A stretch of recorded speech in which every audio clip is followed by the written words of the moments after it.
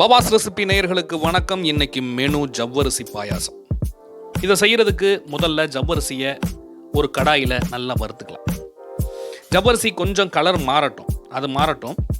அதுக்குள்ள ஜவ்வரிசினால நமக்கு என்னென்ன பயன்னு பார்த்துடலாம். இந்த ஜவ்வரிசியில் புரதம், கால்சியம், அயன் போன்ற சத்துக்கள் இருக்குது. இன்னொரு முக்கியமான விஷயம், இதோட கேலரி செலவு ரொம்ப கம்மி.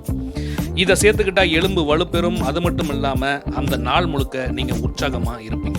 ஜவ்வரிசியை வறுத்தாச்சு. இப்போ அதை இன்னொரு தட்டில் கொட்டி வச்சுக்கலாம். ஒரு பாத்திரத்தில் தண்ணி ஊற்றி ஸ்டவ்வில் வச்சுருங்க.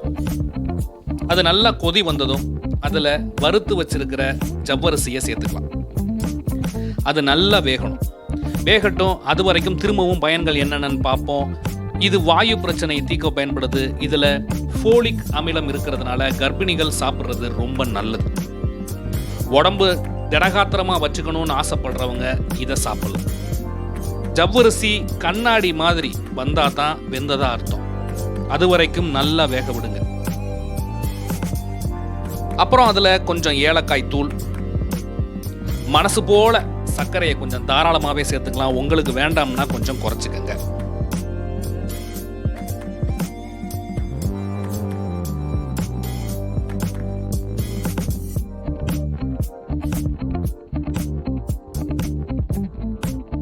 சர்க்கரை அதில் நல்லா கரையட்டும்.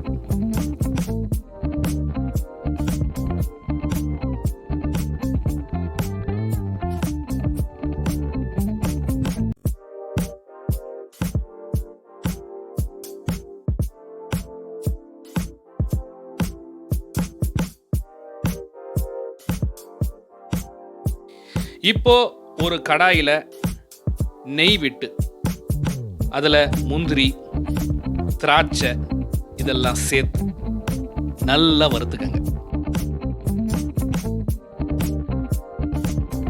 திராட்சை நல்லா முட்டையா வர வரைக்கும் வறுத்துக்கங்க. அப்பதான் டேஸ்ட் வேற லெவல்ல இருக்கும்.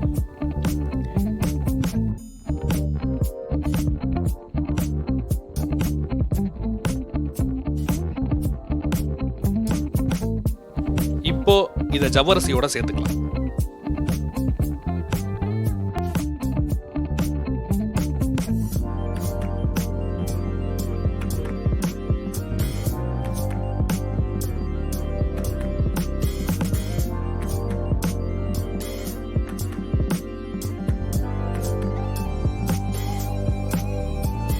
இப்போதான் முக்கியமான ஒருத்தரை இதோட சேர்க்கிறோம். அவர் தேங்காய் பால்.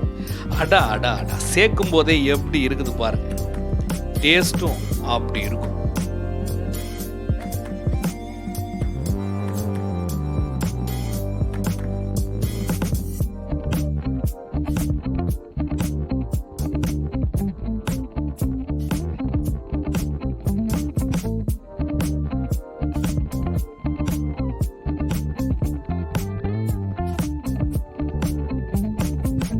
அவ்வளவுதான். கொஞ்ச நேரத்திலேயே நெய் விட்டு இதை இறக்கிடணும். தேங்காய் பால் ஊற்றி கொதிக்க விட்டுறக்கூடாது.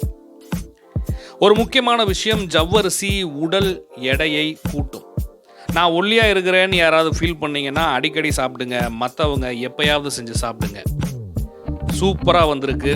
இந்த பாயாசத்தோட முந்திரியும் திராட்சையும் சேர்த்து சாப்பிட்டா செஞ்சு சாப்பிட்டு பாருங்க மக்களே. மீண்டும் வேறொரு ரெசிபியோடு விரைவில் சந்திப்போம். நன்றி.